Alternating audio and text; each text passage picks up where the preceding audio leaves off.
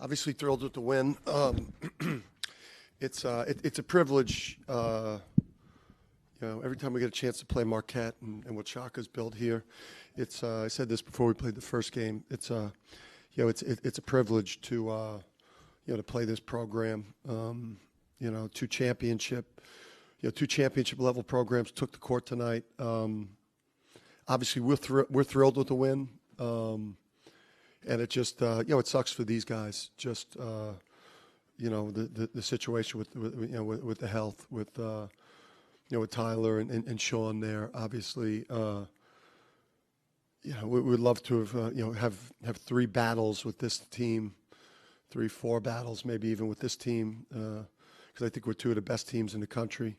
But it's a privilege to take the court, versus Marquette. And we're obviously happy with the win. Dan, Alex, we talked about it, shooting some last 2 games. Did you see this coming a little bit? Was it good for him to kind of hit his first couple? Yeah, I mean, he's a tremendous shooter. He's a national champion. His impact goes far beyond whether he's making shots or not. The guy plays good to great all the time in every other aspect of. There's a reason why he played 37, leads us in minutes every game, and you knew a night like this was coming for him. Yeah, it seemed like Cam kind of always had a response when they cut into it. Obviously, he got the crowd going. But what did you like from him, and why is he able to respond?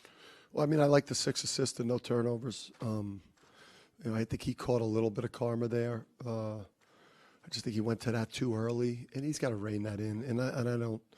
There's some other fan bases and programs that I don't mind him, shit talking them, but I didn't like him doing it near their bench and to their fans, because these people here, I had a chance, to send 2 kids, David Kubian and Dwight Burke, here to play at Marquette, and I came out here and watched those guys play in senior day and got a chance to see just how massive this fan base is and just how big Marquette basketball is. And it's a classy program. It's a championship program.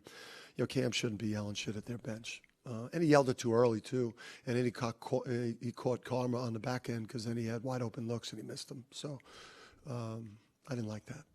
I've liked some of the other fan bases that he's done that with, though. Not these people. How do you balance that, though? Because he plays with such fire, and obviously he can go overboard. Maybe I should just tell him before the game, hey, I like these people, I don't like these people. I think that's what we'll do moving forward.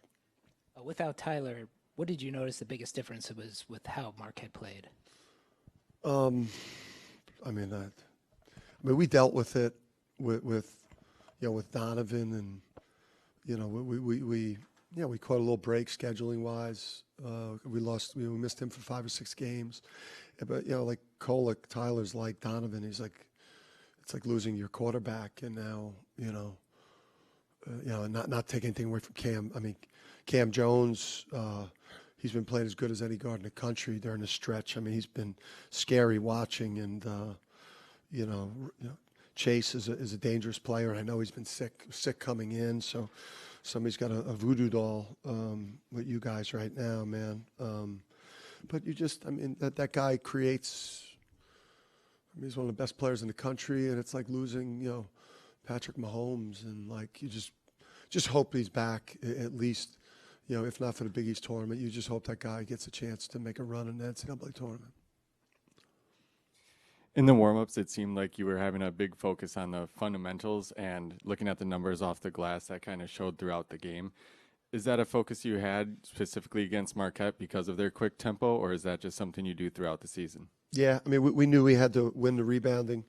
The 13 turnovers, we wanted to keep that in single digits. And then the three-point line defense, we felt like if we could keep them to less than 18 attempts, Joplin, Jones, Gold, and Chase, who, obviously, looked a little, gassed out there tonight. I guess he's been sick too. So I think three-point line defense, no live ball turnovers, take advantage of our paint, paint advantage. Although Oso, I thought was, Obviously, he was tremendous. Yeah, kind of a strange stat, but his first road game road game win over Renke in 10 years. Does that mean anything? And is that No, I don't give a shit. That's stupid. I mean, that's like, it was just, we sucked for years, right? I mean, we went through, some cold winters, and then, and then back when I took over this job, there was no portal, so you had to rebuild something slowly. But, hey, listen, from here on out, basically, we got one more road game, but all the big stuff is about to happen on neutrals, so. Yep. Just bouncing off the controlling the glass, can you just expand on how much those second chance points were really the difference maker tonight with it only being a 7-point Yeah. differential at the end? Yeah, definitely. The extra possessions, they're back-breaking plays, especially, Marquette has, played some great defense, especially in the second half, and it's demoralizing, to work such long possessions, and then, you give up a three or a putback. But we, there's a big emphasis for us is to get those extra possessions.